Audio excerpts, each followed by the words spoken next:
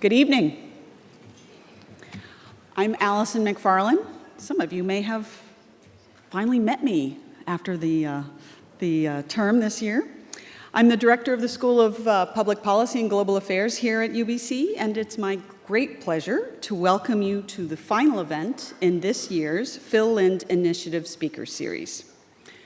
Before we begin, I want to acknowledge that we're gathered here today on the traditional, ancestral, and unceded lands of the Musqueam peoples. For countless generations, these lands of the Musqueam have been a place for learning, connection, and stewardship. We're very grateful for the opportunity to come here together and to continue these traditions of sharing knowledge and ideas. As we close out this year's series, I do want to take a moment to recognize the late Phil Lind, whose vision and generosity continue to make these conversations possible. Phil's commitment to open, fearless conversation is more critical than ever as we witness sustained assaults on freedom of expression. We're very honored this evening to have Phil's family and close friends with us. Your continued support is a powerful reminder of Phil's enduring legacy. So thank you.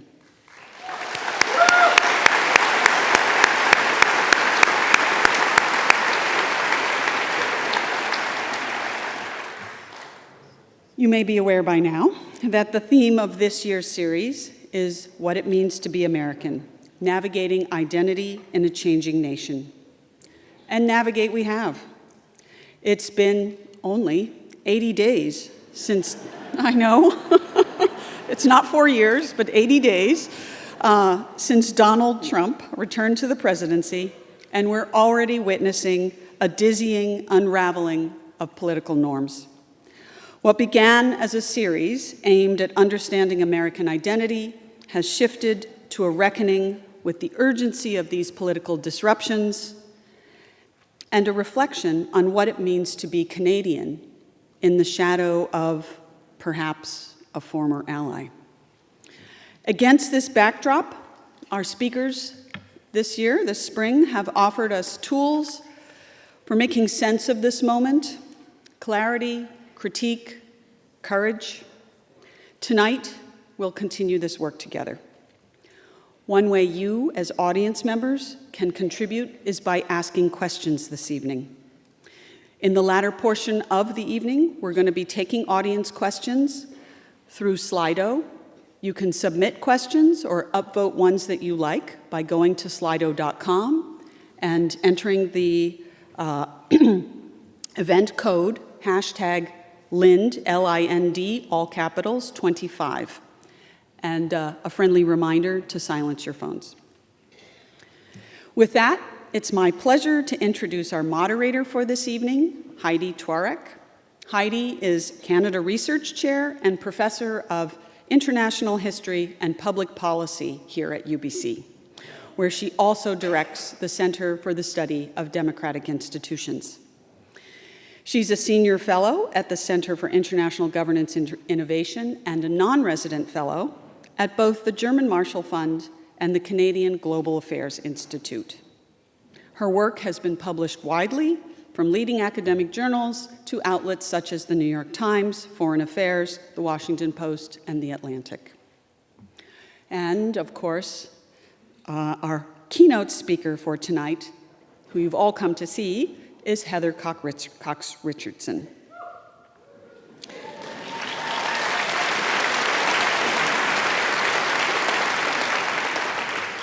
Heather is a professor of history at Boston College and an award-winning author whose work spans the Civil War, Reconstruction, the Gilded Age, and the evolution of the Republican Party. With over 1.5 million readers, including myself, of her daily newsletter, Letters from an American, she's become one of the most trusted voices in U.S. public life. Her latest book, Democracy Awakening, was praised by The New Yorker's Jane Meyer as a vibrant and essential history of America's ongoing struggle to live up to its ideals. Bridging deep scholarship with sharp public commentary, her work appears in the New York Times, the Washington Post, the Guardian, and beyond. I can really imagine no better voice to close out this series and help us make sense of this moment. So please join me in welcoming Heather to the stage.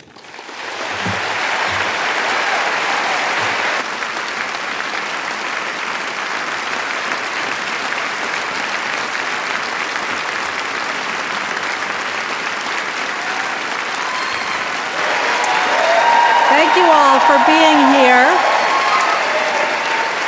It is an enormous pleasure to be here to close out this year's Phil Lind Initiative, and I hope I do it proud. So I wanted to talk today about what's happening in the United States and to address this question of what it means to be an American in April of 2025. And I want to start with why we're where we are. I'm going to argue today that the crisis in today's United States is the logical outcome of 40 years of a Republican ideology that was based in the idea of cowboy individualism. That idea has directed American politics since 1980, at least, when President Ronald Reagan wrote it to the White House. Those people who embrace cowboy individualism believe that a true American is a man who operates on his own, outside the community. He needs nothing from the government. He works hard to support himself. He protects his wife and his children, and he asserts his will by dominating others. That ideology, as you probably know, is rooted in the mythological image of the American cowboy who began to drive cattle from the border of Texas and Mexico north across the plains to army posts and railheads in 1866. That image sprang to prominence in the years immediately after the Civil War, and in that peculiar moment, it took on a specific anti-government meaning, a political meaning. The Civil War government in the United States set out to protect Black Americans from persecution by their white neighbors in the American South. In 1868, the 14th Amendment to the Constitution guaranteed equal protection of the laws to formerly enslaved people. And then 2 years later, in 1870, Congress created the Department of Justice to prosecute those people who attacked Black Americans because of their race. So with the federal government suddenly willing to prosecute racial discrimination, former Confederates turned their racial animosity into an economic argument. Beginning in 1871, they claimed that the government's effort to protect civil rights was tantamount to socialism because the government officials it required to protect Black Americans cost tax dollars. And those tax dollars could only come from hardworking white men in the years after the Civil War. And they were providing that money to provide benefits for undeserving, they said, Black people. Southern Democrats after the war contrasted that government socialism, as they called it, with the image of the American cowboy, who, in their view, was a young white man who wanted nothing from the government but to be left alone. The cowboy, in their view, was hardworking, he was good with a gun, and he dominated the women and the racial minorities he encountered in the West. That myth countered the idea that the government should protect all Americans equally. The cowboy image actually faded in the early 20th century progressive era, which is itself an interesting story. But it sprang back to prominence in the 1950s and the 1960s as a propaganda tool to oppose the wildly popular post-World War II government.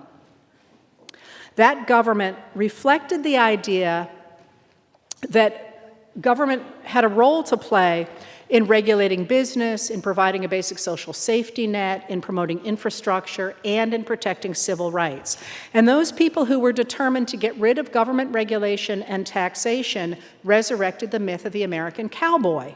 And they championed this idea of cowboy individualism.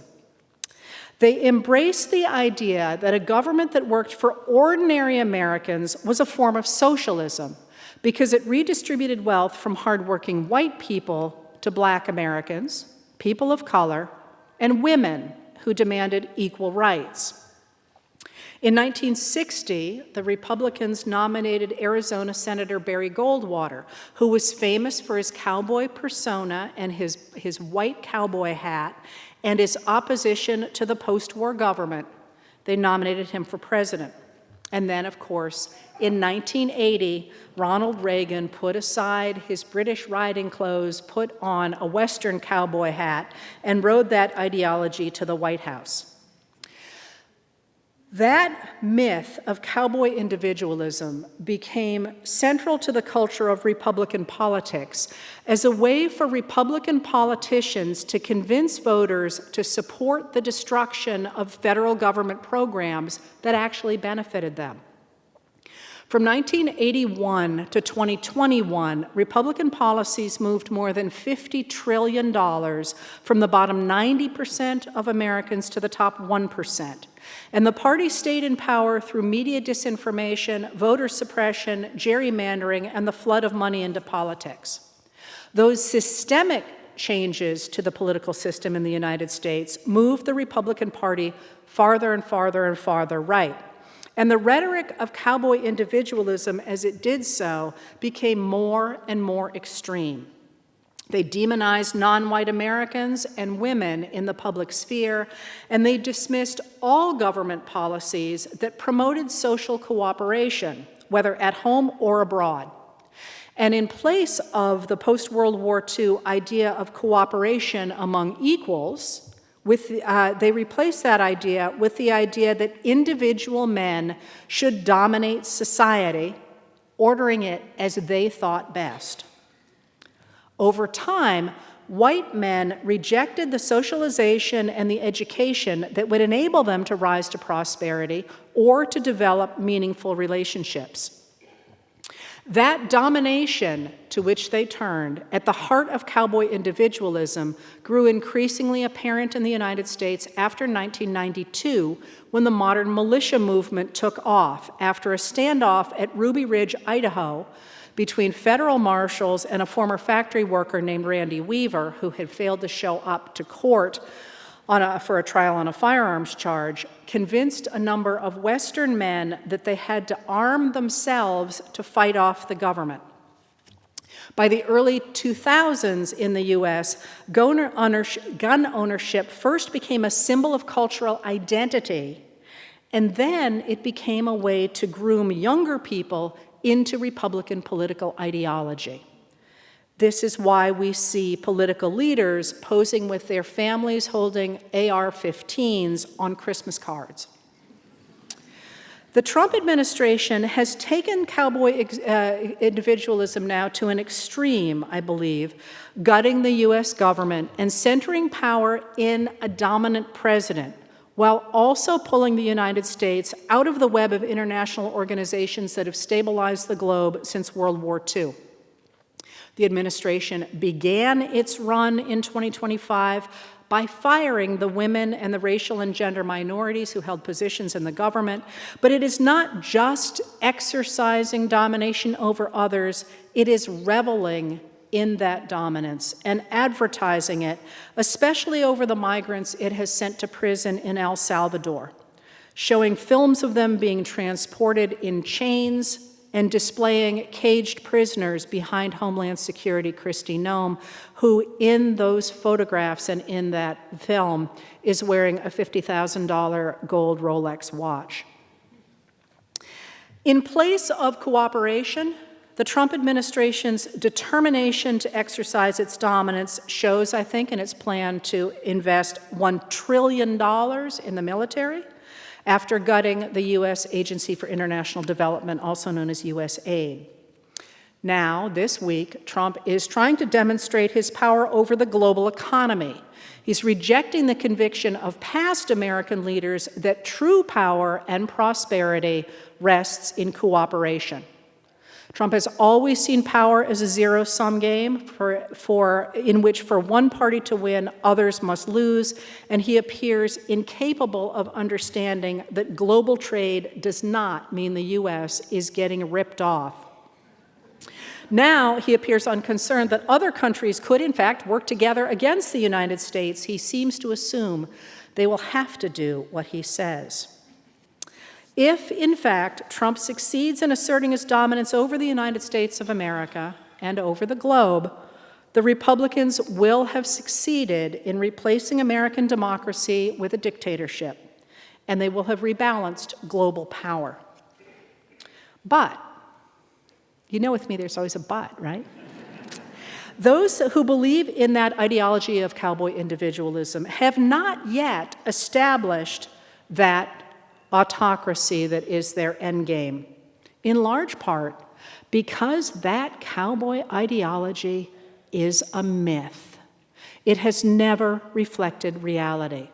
And right now, MAGA Republicans are watching in real time as their president, Donald Trump, lumps them in with the minorities and people of color they believed were inferior to them. The government programs that Republicans are calling wasteful are not just the ones that supported racial minorities. They are the ones that supported MAGA Republicans. Cowboy individualism was always a myth. It never represented the United States of America. It didn't even represent the cowboys, 1/3 of whom were black or were men of color, and whose employment actually replicated the low pay and dangerous conditions of Eastern factory workers. In fact, the American West was a multicultural world in which the key to surviving and even prospering was not dominating other people, it was kinship ties and communities. Famous Western trader Kit Carson, for example, often lionized as the real hero of cowboy individualism, spoke English, Spanish, a number of indigenous languages, and was married 3 times, 2 times to an indigenous woman and then to a Mexican woman. When Eastern settlers moved west, they depended on communities to enable them to survive disasters because, for example, every single farm would lose a barn to fire at some point, and you needed to have people for barn raising. That focus on communities in the American West gave the United States of America grassroots political movements, which were named, after all, for the prairie grasses, whose roots can go as deep as 3.5 meters. Those movements included the late 19th century Alliance movement and the populist movements in the late 19th century that reordered American politics. Central to those movements, those grassroots movements, were the Western women who organized to fund churches and to fund schools and who drove Western politics. For example, when the western state of Iowa added murals to its state house in 1908 to portray the modern government, the duties of defense, charities, education, and the executive, legislative, and the judiciary, it illustrated those aspects of modern American government, all except defense and legislature. It portrayed them as women. The contrast between the myth of cowboy individualism and the reality of life in the American West matters because they represent 2 very different versions of the American government. Iowa's depiction of the modern government as support for an inclusive society in which women took full part was part of a larger movement in the early 20th century to change the nature of American government itself.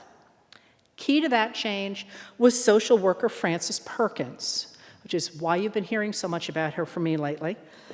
As a settlement house worker, she saw firsthand what economists will tell you today, that modern industrialization could not survive without the labor and the participation of the entire community, not just male factory workers, who were actually paid lower than survival wages.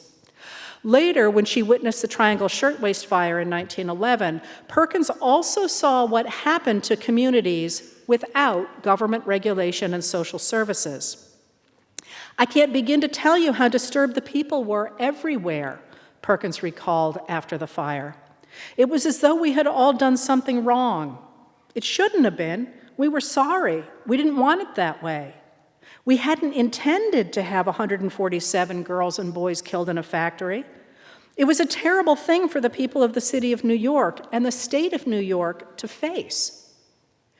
With her help, the New York Democratic machine remade New York state politics to address the needs of the entire community.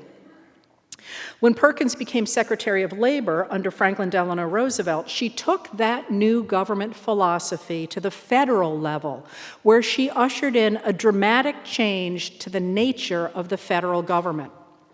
With the 1935 Social Security Act, Perkins did more than provide benefits for the elderly and orphans. She created a new kind of United States government. Before Perkins, the primary function of the federal government was to manage the economic relationships between labor, capital, and resources. Property rights, after all, had been the basis on which North American colonists had found the justification, the legal justification, to rebel against the British Crown.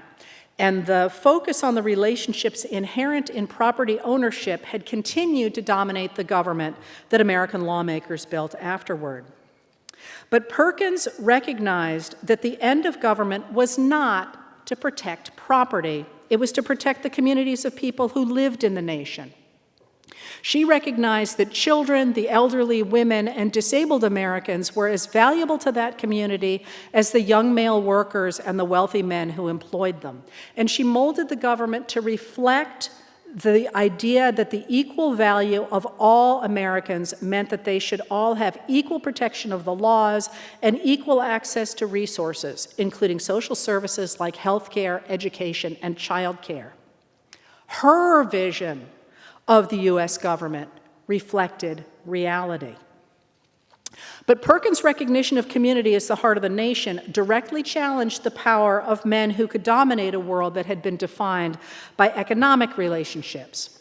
As soon as the Social Security Act passed, opponents worked to destroy it and the new idea of government that it represented. Reaching back to the past, they claimed that such a government would destroy men's willingness to work and ruin the individualism that made America great. In the 1930s, as soon as the New Deal reorganized government around communities, established businessmen set out to resurrect that old form of government, that old economic ideology. And to bolster their support, they welcomed racists who opposed the idea of equal rights for racial and ethnic minorities to their coalition, and that unholy alliance has been well studied. But they also turned to religious traditionalists who had stood against the teaching of evolution in the Scopes trial just a dozen years before the passage of the Social Security Act. Religious traditionalists, especially those in the Southern Baptist Convention, opposed the new system because it recognized equal rights for women. Women's equality, they believed, meant the end of the patriarchy that they thought mirrored God's relationship to his people, and they saw it as an affront to God. Their position that the modern government was un-American then was strengthened in 1962 when the Supreme Court decided the Engel v. Vitale decision, which struck down state-mandated prayer in public schools, and then in 1963 when Abingdon School District v. Schempp prohibited teachers from leading students in prayer or Bible readings. The Supreme Court decisions against prayer in the schools reinforced the idea that the modern government opposed family values. That religious traditionalism took political shape in 1967 when Southern Baptist leaders Paul Pressler and Paige Patterson plotted to take the Southern Baptists back to an older view of the world. They focused on the inerrancy of the Bible, that is, the Bible can't be wrong, but it was really about women's rights, their ideology. They were denying women's equality and pushing them back into a position subordinate to men. Interestingly enough, both Pressler and Patterson both would eventually lose their positions in the church after allegations of sexual assault, which is not something I'm going to talk about here, but I will in the book. By 1972, the issue of abortion would bring this sexist religious backlash into American politics. Abortion had become a centerpiece of the post-World War II government after doctors identified abortion access as a major public health issue in the 1960s. They estimated that there were between 200,000 and 1.2 million illegal U.S. abortions a year, endangering the lives of women, primarily poor women who could not afford a workaround. By 1972, 64% of Americans believed that abortion should be a question answered by a woman and her doctor. 68% of Republicans believed that.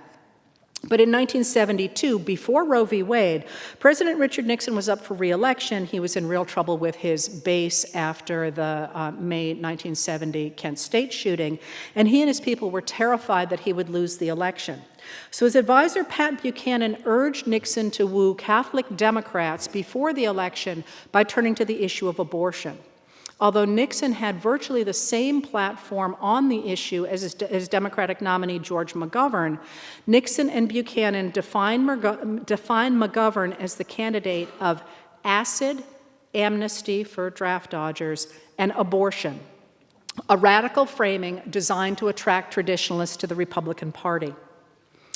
As Nixon split the U.S. in two to rally voters, his supporters used abortion to stand in for women's rights in general.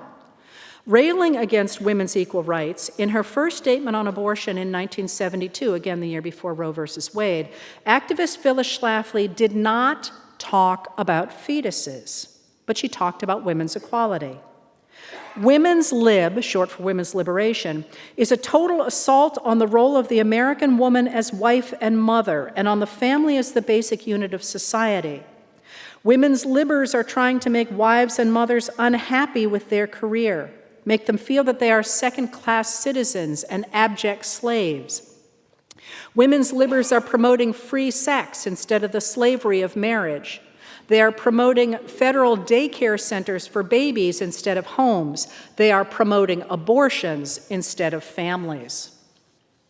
In 1979, the first deadline for the passage of the Equal Rights Amendment enshrining women's rights in the U.S. Constitution passed with the amendment unratified, and candidate Ronald Reagan welcomed right-wing Southern Baptist leaders like Pat Robertson, Billy Graham, and Jerry Falwell into his coalition. As the power of those evangelicals grew, Republican culture attacked the modern government by relegating women to the roles of wives and mothers or as sex objects. With talk radio hosts like Rush Limbaugh referring to women who wanted equal rights as feminazis who were destroying society, and after 1996, the Fox News Channel portrayed women's ideal submissive role quite carefully as younger women deferred to older white male hosts like Bill O'Reilly and displayed their bodies under low-cut shirts and short skirts that could be seen under the new glass desks that they used on those sets. But this attempt to undermine the modern government was running up against women's changing political voice. American women tended to vote as their husbands did until 1980, when political observers first saw a gender gap in voting. Women turn out in higher numbers to vote than men do, and at higher rates in higher numbers to vote, and they vote for Democratic candidates at higher rates than men do.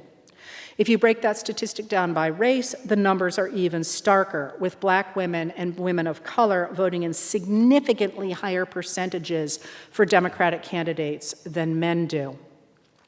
So the attempt to get rid of the modern American state began to take shape as an evangelical emphasis on gender domination in households. Wildly popular books and religious culture emphasized a woman's duty to produce a lot of children and to do as her husband or father told her. In 2014 and 2015, this impulse to remove the equality of women from American society showed in Gamergate, when men complained about their inability to find women who would date them and began to call themselves incels or involuntary celibates, and began to refer to women as NPCs, non-player characters who are there to make the story move forward for the playing characters. By the way, a term that you see Elon Musk using a lot these days. When you see NPCs, that's what he's talking about. In the 2016 campaign, Republican candidate Donald Trump faced off against Hillary Clinton, who had so specifically defended the idea of a community-based government that she wrote a book titled "It Takes a Village."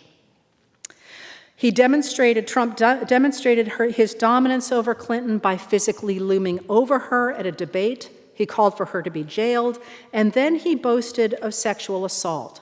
But that boast of sexual assault did not end his candidacy, it strengthened it, as a certain group of Republicans saw attacks on women as attacks on the government that they hated. Once in power, Trump gave the evangelicals what they wanted by stacking the Supreme Court with justices who would overturn abortion rights. In 2025, Trump returned to power by warning voters that the modern American state was literally turning boys into girls, while his Vice President J.D. Vance urged women to embrace traditional gender roles, including staying in abusive marriages for the sake of the children. In contrast, Democratic candidates Vice President Kamala Harris and Minnesota Governor Tim Walz emphasized community and the role of government in protecting that community.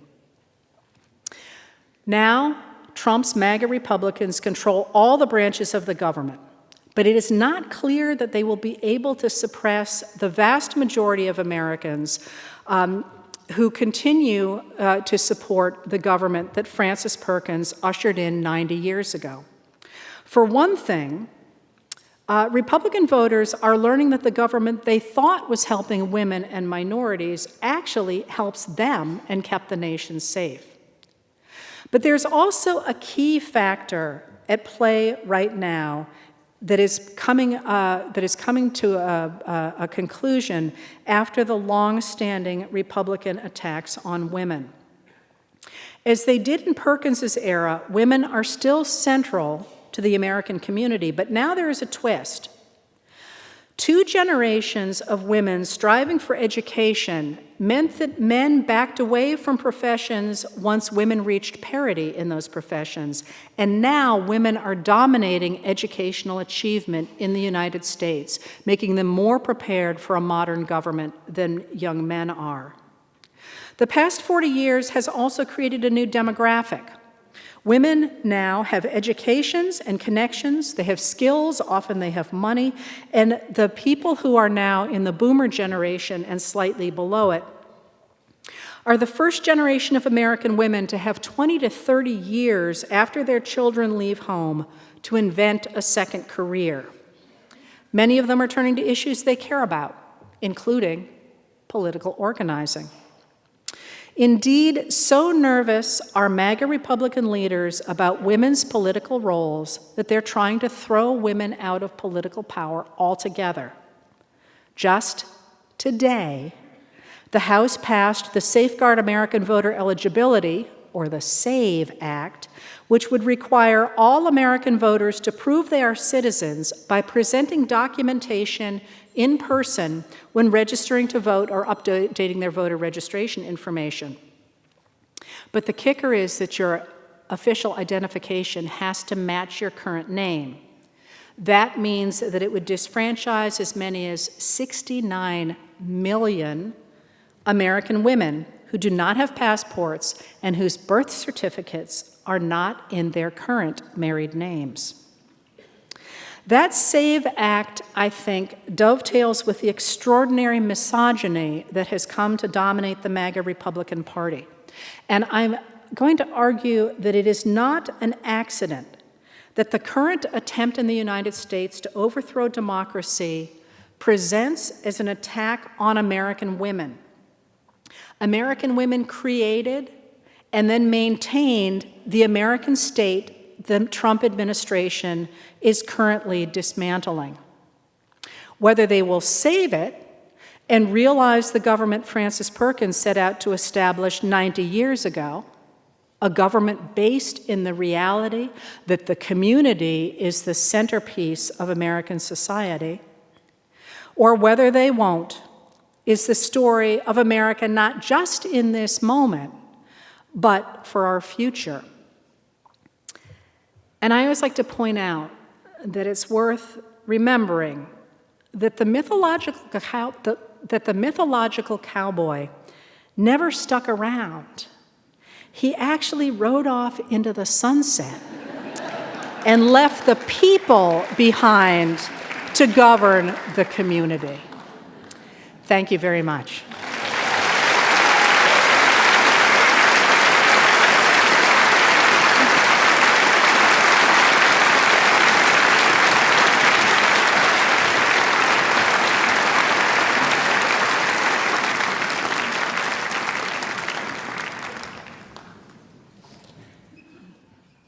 Heather, thank you so much. You took us through several hundred years of history in a shorter time than it takes me to do one lecture, so we really appreciate you being here. It's a great pleasure. Well, thank you. It's nice to be here.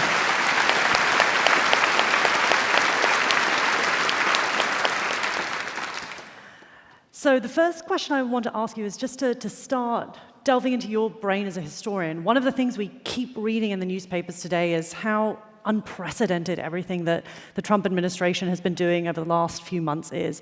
And I wonder if you, as the historian, can take a bit of a step back for us and separate out a little bit the things that you really think are unprecedented about what we've been seeing in the last few months. It's dizzying, isn't it? So I am one of the people who called it a constitutional crisis from very early days. And the reason for that, and the reason I was impatient with those who did not, is because our Constitution is really very clear. And the clarity of where the government power comes from is also quite clear, and it comes from we the people, which might be worth picking up. But in our Constitution, there's three main articles. So when someone talks about Article 2 powers, that's what they're talking about, is what's in that. Article 1 sets up the lawmaking bodies of the United States government, and that is the House of Representatives and Congress and the Senate, that are the legislative body. That is the only body in the federal government that can write a law, that can make a law. And the Article 2 powers are the powers of the president. And the president's duty is to execute the laws, make sure that they are carried out in good faith.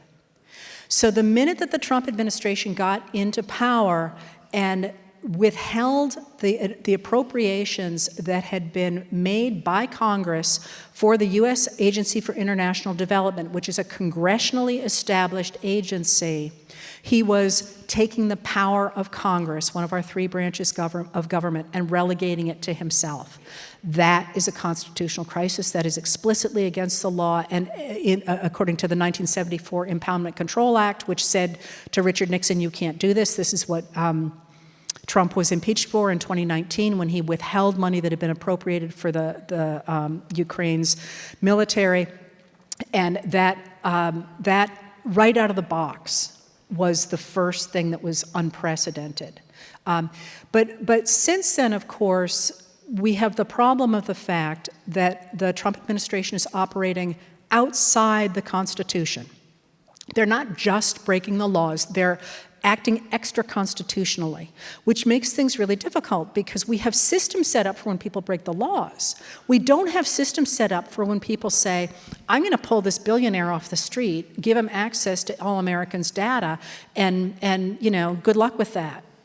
So in doing so, in working outside the Constitution, they have created many different places in which they have broken laws, which is going to make it very hard for them to back down. And then the other thing is the quite deliberate destruction of the different pieces of our Bill of Rights that protect liberties. And those are ramping up on a daily basis with the idea, I think, of overawing people so they don't fight back. But so far, it's had the opposite effect. A lot of people who otherwise wouldn't be paying very close attention notice when a graduate student gets kidnapped off the streets and sent to prison in Louisiana.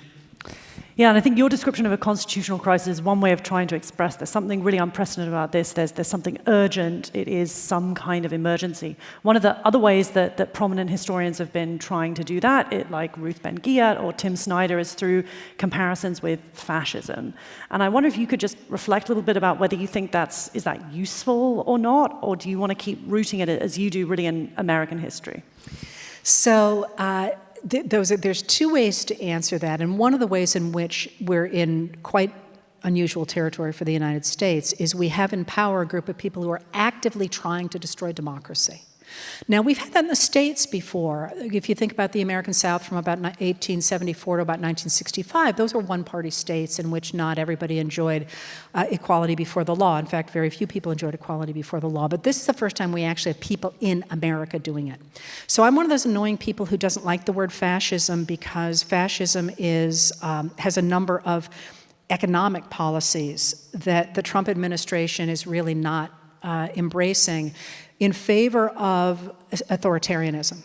And in that, we're in a new moment, I think, and this is not new to me saying this. There's a number of people who study, for example, international crime who noticed within about 15 years ago that the criminals around the world are working together with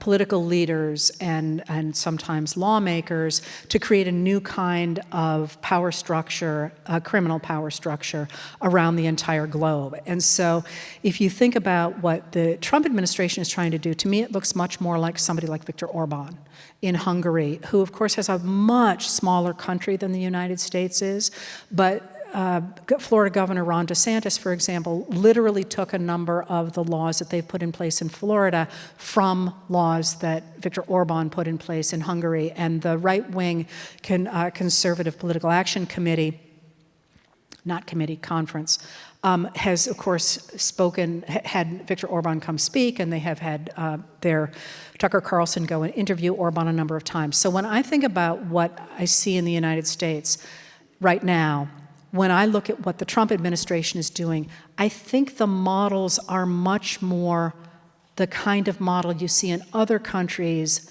than even in some place like the American South.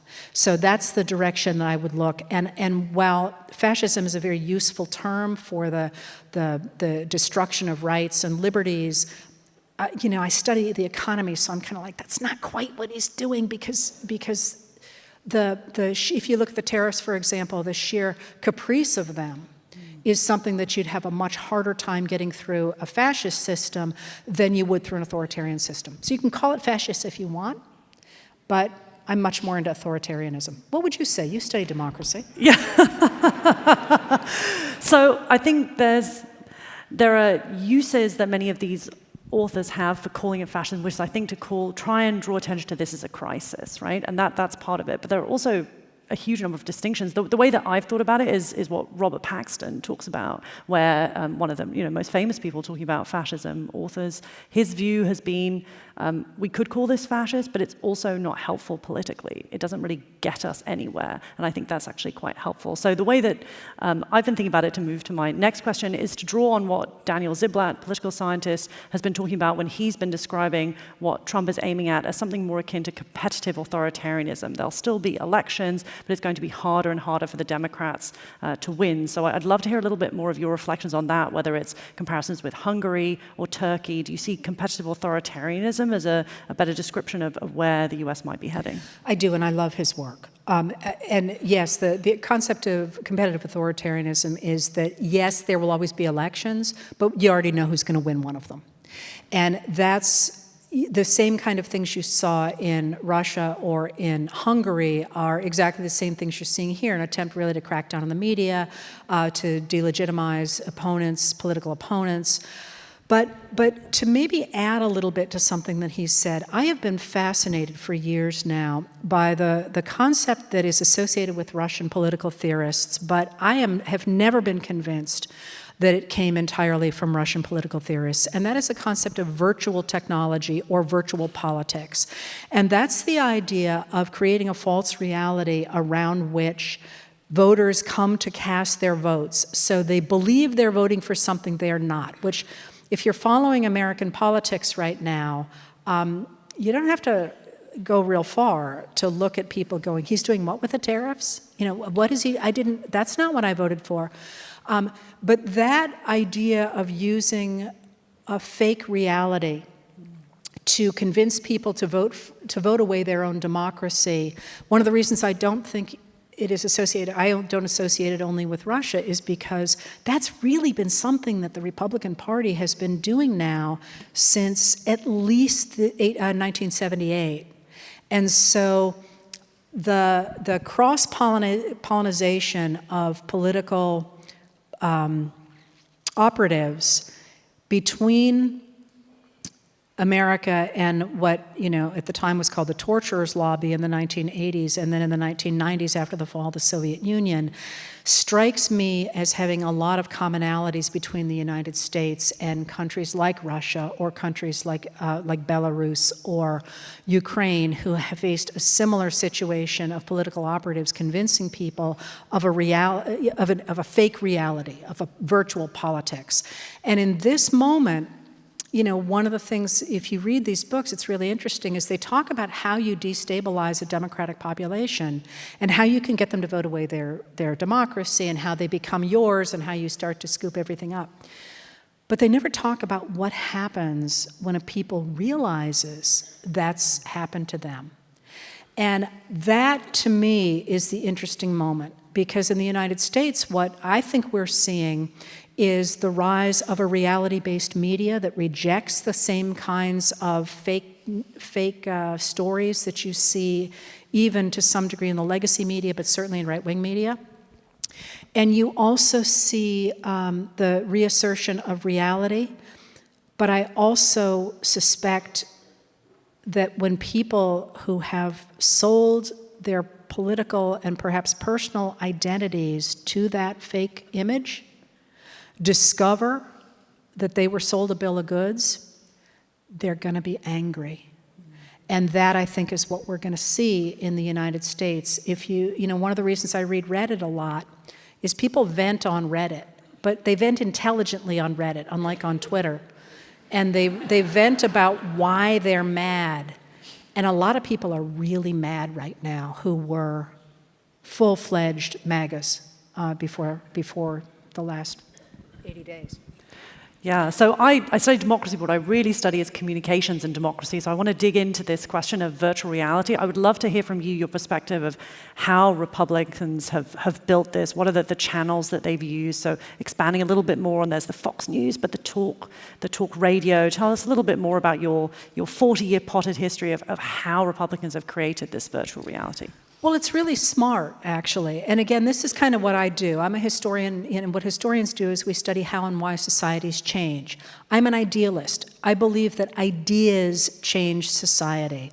And I was later to this game than a lot of right-wing operatives. So it's worth remembering that Alex Jones, who runs InfoWars in the United States and has been a conspiracy theorist since the early 90s, the tagline of InfoWars is literally, "There's a war on for your mind." And so I'll take you back here to 1971. 1951 is really tempting if you know William F. Buckley Jr.'s first book, God and Man at Yale. But let's go with 1971 and the Powell Memo. And the Powell Memo in 1971 is a memo that's written for the U.S. Chamber of Commerce by a man who later becomes a member of the U.S. Supreme Court, where he moderates his stand quite significantly. But he is explaining to the U.S. Chamber of Commerce why they are losing out on things like business regulation. And you can read this memo, by the way. It's available online. Usually I go in through Bill Moyers' website because he's got a nice printout of it, but it's available in a lot of places. You can even see the original if you go to the Nixon papers, I think is where they are. But the Powell Memo says that if the business leaders are ever going to stop this juggernaut of this government that I was just talking about that protects the community through regulation and social welfare and infrastructure and protecting civil rights, they've got to capture major pieces of the U.S. government. And that's going to involve the legal system. This is pretty soon, by the early 80s, you're going to get the rise of the Federalist Society that's designed to capture the courts.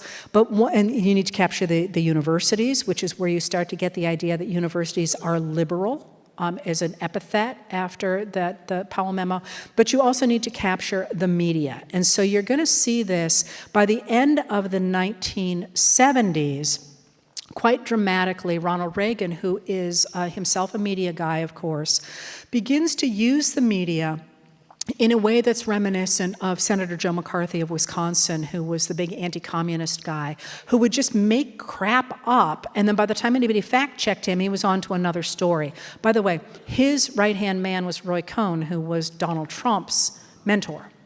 Not an accident that Trump is always staying one step ahead of the story. That's an interesting story itself. But the Reagan begins to tell stories in 78, 79, right before he's running for office, that are not true, and they're demonstrably not true. So if you read some of the biographies of Reagan, they will say that journalists were laughing at him.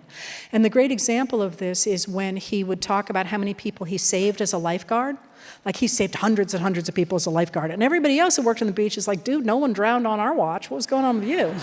But what he found was that people loved the stories. You know, he was this great hero. And you see the rise, really with Reagan, although the roots of it are in Richard Nixon's 1968 campaign of creating this image.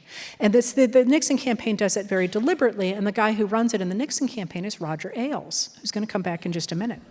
Roger Ailes, so you get Nixon in 80, and then you get the frustration of the people who are trying to get rid of the U.S. government, the activist U.S. government, with the fact that every time they keep warning people that they shouldn't like this government, they're like, what are you talking about? We have union protections, we have jobs, we have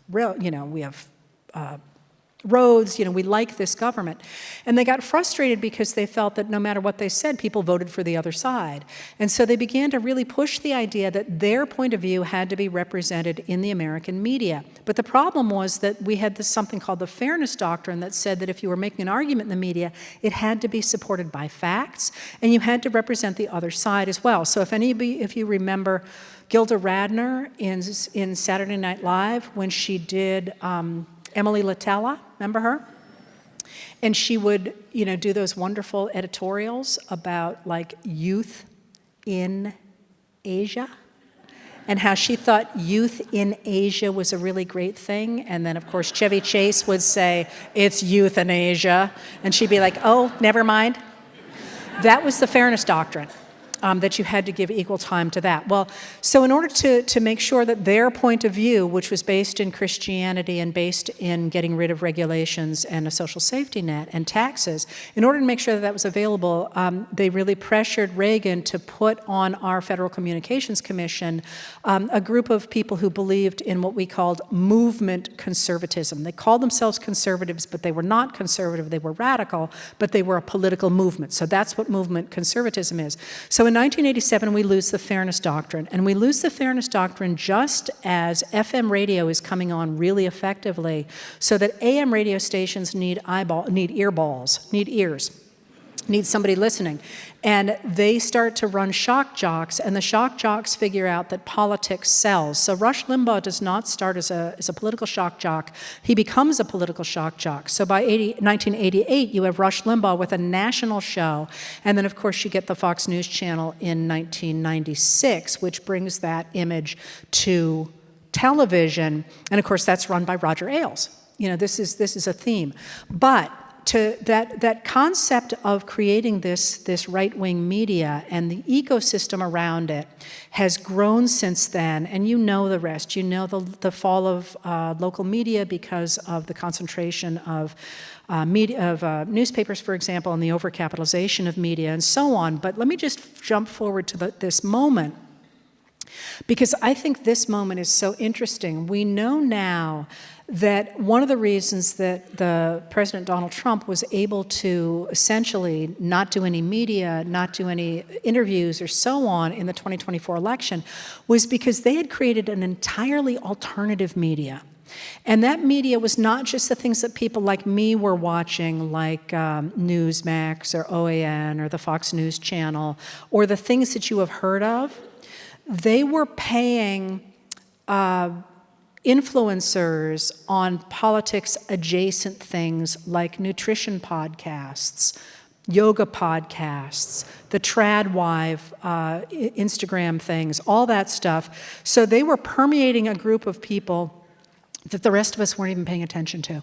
And we know now that those people who claimed that they did not watch politics voted as much as 54 points for Trump over Harris, while people who watched any news at all, so long as it was not the Fox News Channel or further right, that is, you could even do nothing but read the Wall Street Journal's editorial page, which is not, now they're trolling Trump, but they weren't before the election, you still voted overwhelmingly for Harris. So that use of social media and alternative media, I think we're in a whole new world. And one of the things that you are seeing, if you're watching this stuff closely now, is that people in the reality-based community have figured this out. And so if you're watching social media closely now, you will see the real cross-pollinization of people working in the reality-based media and the real attempt to throw up new, younger, politics-adjacent voices. Yeah, fascinating. Heather, I want to switch gears for a little while just to ask you about the process of writing and how you go about it, which dovetails with some of the questions here, which say students and journalists want to know, how do you actually go about your writing process every day? I wake up every morning and I look through social media for an hour to 2 hours. Literally in bed, I just read to see what's happening. And normally after that, a story will emerge.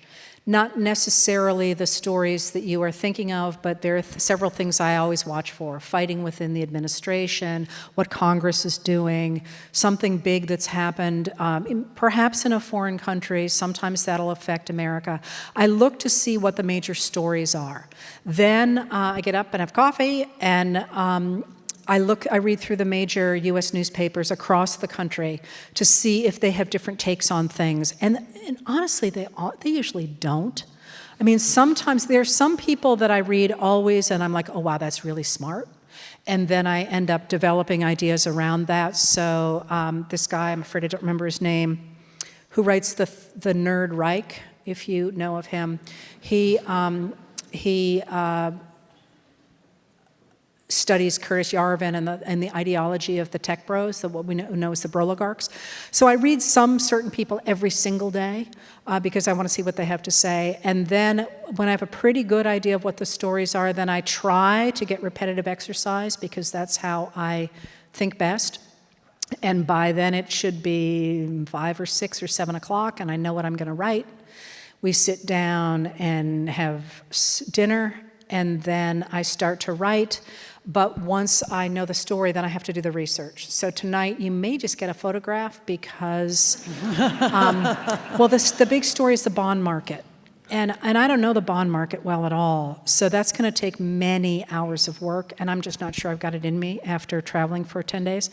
But so then I do research, and then I sit down and I write. And when I write, I come up with a final draft, and then I send it to an angel who is my copy editor and who has never missed a night and who literally had surgery about 2 weeks ago and said, no, please don't post it. The anesthesia is wearing off. I can do it. And she is always with me, and even out here, she's on the East Coast. So like this poor woman has pulled all-nighters for the last week, and then when she signs off on it, she sends me a little rat because that means it's ratified. And I won't post without the rat. She stopped doing it a few months ago, and she's like, "Why aren't you posting?" I'm like, "I'm waiting on the rat." She's like, "All right." So then I post on Facebook, and then one of your own comes into play. Your own Ken Eisner is the guy who monitors the Facebook feed so that I can go on and do something else. And the reason that community has developed the way it has is because people are safe there, because he gets rid of the live porn, he gets rid of the catfishers, he gets rid of the ad hominem attacks and all that. So he does that, and then I see if there are any changes, and then I post on Substack, If there aren't changes, then I post the notes on Facebook, then I hit the post on Substack, and then I copy it and paste it to Blue Sky, and then I fall into bed, and I get up at about 7:30 the next morning, and I do it again. Thank you.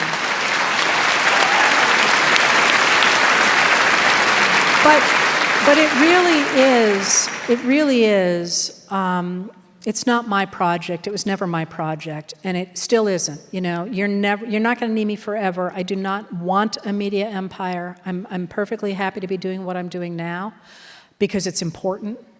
But I do what I do because of my readers and because of the questions you ask and the things you're concerned about. And it's not really me at all. I'm I'm the coffee pot that all these people are gathering around. And that's a really cool experience for a historian to be able to keep the record of this moment and perhaps to give a voice to what people really want.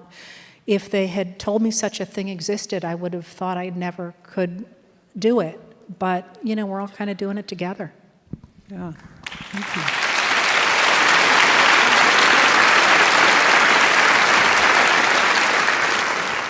So what you described to me seems like one of the classic things we do as historians that I always say to my students is we're great at dealing with information overload. That's what we're made for. We're just inundated with source and we have to make sense of them. So I'd love to hear a little bit more from you, what you think it is about that historian skill set you developed for decades that helps you to sort through all this information and give it meaning and shape it.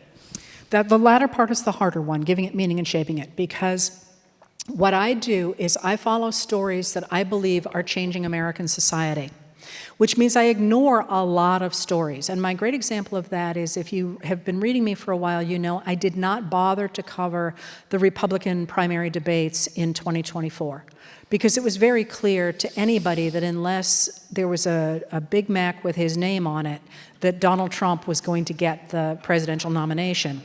And so there was no point. It was not a good use of my time. Now, at the same time, I did cover the very short video that Sean Fain, the president of the UAW, did with President Joe Biden, because the vote of the laborers in the United States, of organized labor, has shifted to the Republican Party in 1980, and it's never shifted back.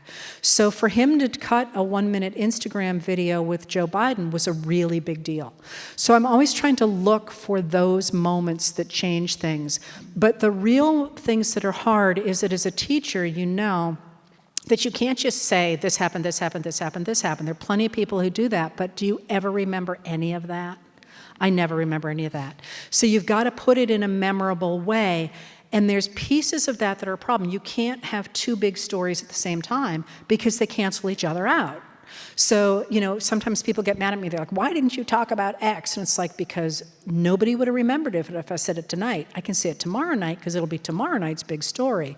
But so there's all sorts of ways you have to deal with constructing a memorable story. And that's why stuff gets left out. Sometimes people are like, you didn't talk about whatever. And it's like, well, I will talk about that in another time in another way, but now today's story is right here because it needs to be memorable. And the hardest things for me are the days when you have like 8 C-level stories, because somehow you got to make that into something. And those are the ones that I'm up all night, because usually I just start writing and be like, you know, please help this turn into something at the end of the day, because I got nothing. And then usually it'll happen. But, you know, sometimes I just say a lot happened because I can't make any sense of it. And here's a continuation from last night's story. But that's exactly what you do. You gather as much material as you can, and you would write these in an entirely different way. And that's exactly what we do as historians. That's a good thing, not a bad thing. But then I try and turn it into something that people will find memorable. And often what I do, you know, I was talking earlier to some students about writing. I think of it like an onion. Often I take one step back, and I'm like, oh, there's a story. But often it's not one step back, and it's not 2 steps back. And sometimes I'm sitting there looking at my notes and going, what on earth is the story here? And then I literally go all the way out to the outside of the onion and say, if I'm a Martian looking at the US on this day, what am I seeing? And my model for that is Alistair Cook's Letters from America, Letters from America, because he did that. Once a week he would write a story about a tattoo artist, and it would be the story of America, or about Harry Truman, it would be the story of America. So sometimes I literally just say, well, okay, it's not a story here. What if I step back a level? Okay, not here. What if I step, and some nights, like last night, I'm like, here's the good guys, and here's the bad guys, which, is pretty far back in the onion. Let me make sure I bring in some questions from the audience, because there are many. So the first is, what lessons from history offer us hope about reversing the immense influence of ultra-wealth on controlling a democracy? I'm glad you specified wealth, because there are a number of studies of how one reclaims a democracy from an autocracy. There are a number of theories about that. But the thing about the extraordinary wealth in the United States right now is that we have a very clear pattern for overcoming that, because this is exactly what the United States looked like during what we knew as the Gilded Age, or the late 19th and early 20th centuries. And what was key to that was not only the obvious things like the rise of a new media, which of course we're seeing now. We had the exact same thing happen in the late 19th century with the rise of magazines like McClure's magazine, which you may have heard of and which is available online, by the way, that said to people who were not otherwise paying attention or were simply reading the legacy media, hey, do you know what J.D. Rockefeller's doing with oil and how he's destroying small businesses? Or, hey, do you know how the cities of Minneapolis, Ray Stannard Baker wrote about Minneapolis and how Minneapolis was corrupt and so on. And that engaged a lot of people in the political process that weren't otherwise engaged. And you saw the rise of things like the alliance movement and the populist movement from this new media, much of which was ephemeral, and we don't have it anymore, which breaks my heart. South Dakota had a huge range of Alliance newspapers. That's where the Alliance began, and they're all gone. We don't know what was in them. I have this fantasy that someday I'll be able to read a book of all the things I really, really, really want to know. And those newspapers are in there.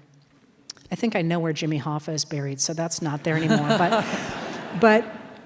So there is the rise of new media. And there is the rise of increasing language against those politicians, because everybody writes to me and says, well, why should I complain to my Republican politicians? They're not going to change anything. I'm like, no, of course they're not. Ron Johnson is not suddenly going to start voting for the Democrats. But lots of people would like to get elected to replace Ron Johnson, and they will listen to what you are saying. And you're already seeing this around the United States right now. All kinds of people throwing their hats into the ring, new faces and new ideas, their hats into the ring for the midterm elections and then eventually for the next presidential election. But that's not the only place that you see the rise of a pushback against the extraordinary wealth that has garnered power in the United States in this era, but also in the last. The humanities are really important. Music and art are really important because they give voices to people who are otherwise excluded from that political system. And if you think about the late 19th century and the parallels to the present, we had new kinds of clothing, we had new voices, we had new foods, we had new languages, we had new art. And I always point to the Armory exhibit of 1913 in New York City, the New York City Armory exhibit, which is always heralded as the rise of modern art and how dramatically that changed the way people saw the world. But it's not like they started painting in 1912 for the 1913 Armory. That came out of the late 19th century. The new music, jazz and ragtime and cowboy poetry and all the new forms of artistic expression created new ways to talk about communities and about pushing back against those very wealthy people who were using the government for themselves. At the same time, in that era, you got huge numbers of social groups, what's the word? Like the Odd Fellows and the Masons and the what's the word?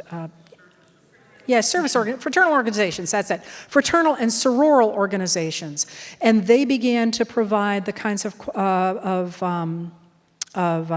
support for individuals that the government was not doing. But they made it clear they would like those things. So, for example, the the Knights of Columbus, at one point, were providing insurance and death benefits for their members. So you start to see all these new organizations and these new ideas, new languages, as I say, and music and so on.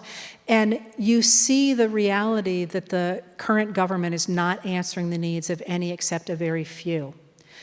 I would argue the exact same thing is happening in the United States today. All of the things I just said you've seen parallels to, including the rise of new organizations, but you're not seeing them in the streets so much as you're seeing them on social media, where people have millions of individuals who come together to support a cause or a person or whatever. The other thing that I think is really indicative in the United States in this moment, and I always tell people that when I look at history, and you'll appreciate this, I think of it like the cement coming out of a cement truck. It's kind of gray and there's rocks in it, and it's very mesmerizing. You watch it flow by. But if a child's red and yellow plastic dump truck came down that chute, you'd sit up and take notice. Or if a fish started leaping out, you'd sit up and take notice. That's what I look for. And for me, one of the most dramatic children's toys coming out of that chute in the United States in the last at least 5 years was the popular reaction to the shooting of the United Healthcare CEO in Manhattan was it December or January? TikTok was alight for weeks. There are images that circulate around the United States of the shooter as a saint. People are paying his legal bills. That lionization of a man who took on the healthcare system, but really, I think, the wealth that is dominating American society, indicated to me a powder keg. And one of the things that I have not watched today, because I've been here, but that I will be watching, and that if I do write tonight, I will write about, probably center things around, is the popular fury with the reaction today to Trump's about-face on the tariffs yesterday that indicate and are being discussed as a way to manipulate the markets to make money for billionaires. People are really mad about that. And that's the kind of thing that wouldn't you say there'll be books written about that? The same way there was about the Peugeot Committee or whatever. I think that that's a big deal. Yeah. Most popular question, because questions get upvoted. What about the Supreme Court? What does history tell us about overcoming issues with the Supreme Court? Our Supreme Court is a problem. And it's a problem in a number of different ways. So remember, I said that there's the first article and the second article, and there's a third article, that's our judiciary. And I always joke with my students that the people who wrote the Constitution were really concerned about the legislative branch, because the first article is very complete. The second article about the president, the executive branch, that's pretty complete. The president can't actually do a lot except stopping things from happening, except in foreign affairs. But they were pretty complete, by the time they got there. Not as much as the first, but okay. By the time they got to the judiciary, they're like, dude, I am so hungry. Let's just have a judiciary, and everybody else can work it out. And then they left. The third section of our Constitution doesn't say a lot about the judiciary, and one of the things it doesn't say is how many people should be on the Supreme Court. That's adjusted by Congress. Do you know the last time Congress adjusted the number of people on the Supreme Court? 1869. U.S. Grant was president. And, I know you don't know this, but the country's grown a lot since 1869. And so one of the things that's grown is federal districts have grown. We have 13 federal districts, and there's an argument to be made, didn't I put that carefully, passively, that we should have at least 13 people on the Supreme Court. So that's an issue, but of course another issue is the reality that this Supreme Court, it does not reflect the American people, not least because it has been overwhelmingly appointed by presidents who did not win the popular vote, which is a real problem for the democratic process, because you need to have people feel faith that their government reflects their wishes.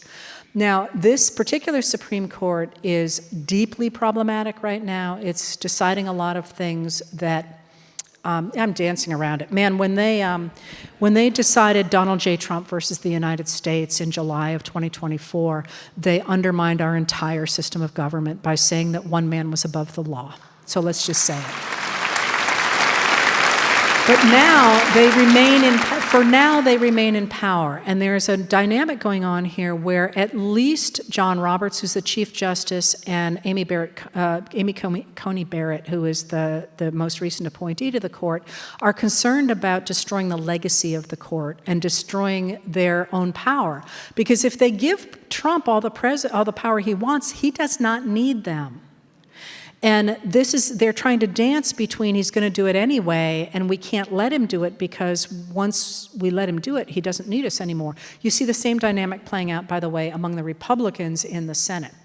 So we're all watching to see what they're going to do next, but let me just throw out at you that at least 2 of the people on the Supreme Court would have been impeached under any other regime, and that is Samuel Alito and Clarence Thomas, who both have done lots of bad things that are not good. But then you also are going to have problems with some of the things that happened with the more recent appointees. The problem is the Supreme Court and how seriously people will take it. I'm a big believer in the Supreme Court, but this one is a problem. But the ultimate problem here is with the Republicans, especially those in the Senate, who are not enforcing the Constitution on people like the Supreme Court and on people like the president. Yeah. As we're on a university campus, I want to ask you the question about the Trump administration's cuts to university funding, canceling grants for the National Endowment for Humanities, National Science Foundation, you name it. How do you set this into the context of this broader anti-intellectualism? You know, I love you people here. You're asking such little questions. Like, I was just in this class, and they're like, can you tell us everything about everything that has ever happened? And this is another one of those questions. And let me answer it by saying this. I think that you have to start, when you think about the current Trump administration, in 2 ways. You have to start by remembering that there's 3 factions of MAGA that are currently operating out of the White House. And Donald Trump is a figurehead for those. He is not in control of this administration. I believe that. Not that they're tying him up in the basement, but he is. But he is, he has admitted in many ways that he is not the one calling the shots. So he has said, for example, that he was not the person who signed the order that put the 1798 Alien Enemies Act into use for rending migrants to El Salvador. Now, maybe he signed it, maybe he didn't. But in any case, that was a really big deal for the president to say, I don't know what you're talking about. And the number of times he said, I don't know, I didn't have anything to do with that. You got to talk to somebody who did. When he's the president, suggests that there's a problem there. But those 3 factions are struggling over controlling the administration, and that would be the Broligarchs, who are, you can think of them as Elon Musk, although that's not, I'm giving you the shorthand. There's the Project 2025 people, who is Russell Vought, who's the director of the Office of Management and Budget, that is really putting that stuff in place very quietly. He's really running under the radar, but he's the one who's really getting stuff accomplished.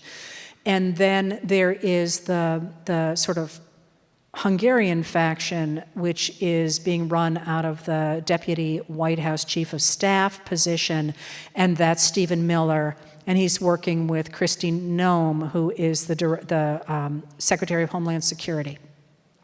They're the ones who want to get rid of everybody with brown or black skin, and they're the ones who are behind the migrant stuff. So you got those 3 people going on, but it's really important to remember to take this. Here's my onion.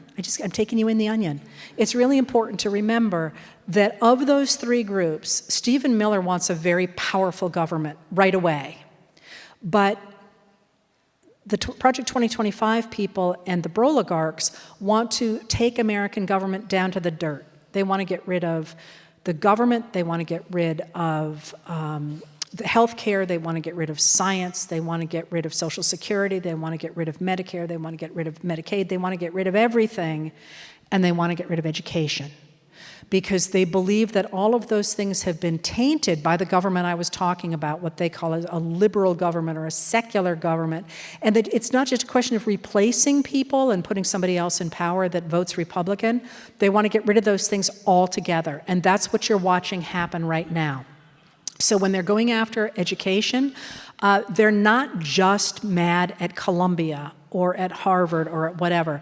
They are literally trying to destroy the current educational system the way it exists.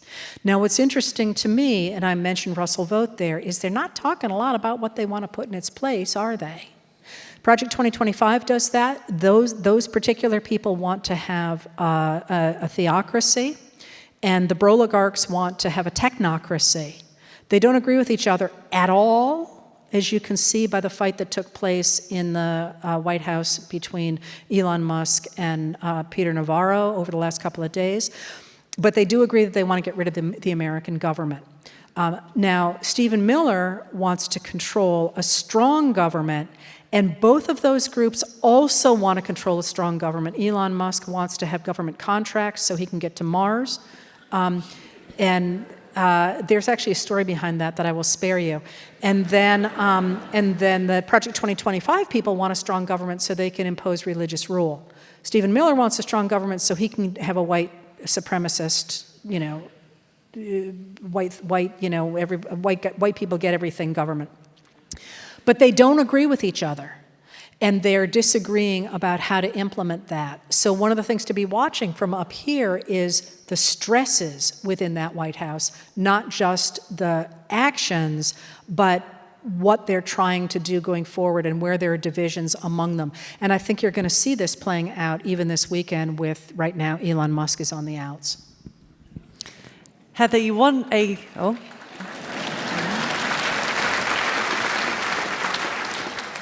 Heather, you wanted a small final question, so I'll give it to you. This series is called What It Means to Be an American. Tell us in 3 words. What do you think it means to be an American? Oh, that's so easy. We have hope.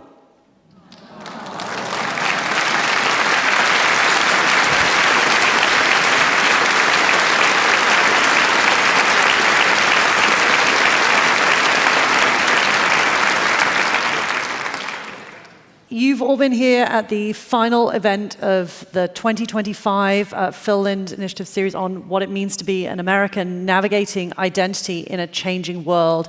We are so tremendously grateful to the Lind family for enabling this series, which has moved through so many aspects of American identity, has involved an art exhibit, has involved music, has involved a little bit of a secret premiere of Rami Youssef's new cartoon series. So we've been privileged to a huge number of wonderful visitors to UBC, and we're tremendously grateful to the Lind family for all their support. Thank you.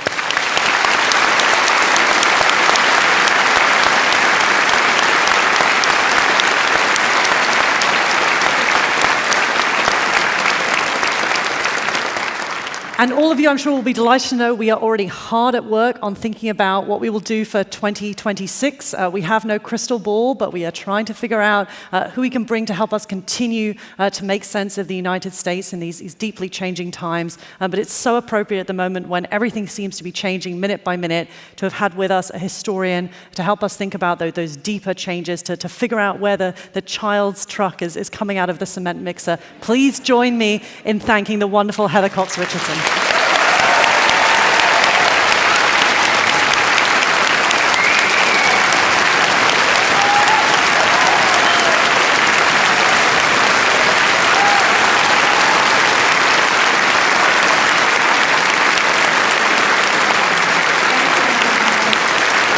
It's a real pleasure to be here.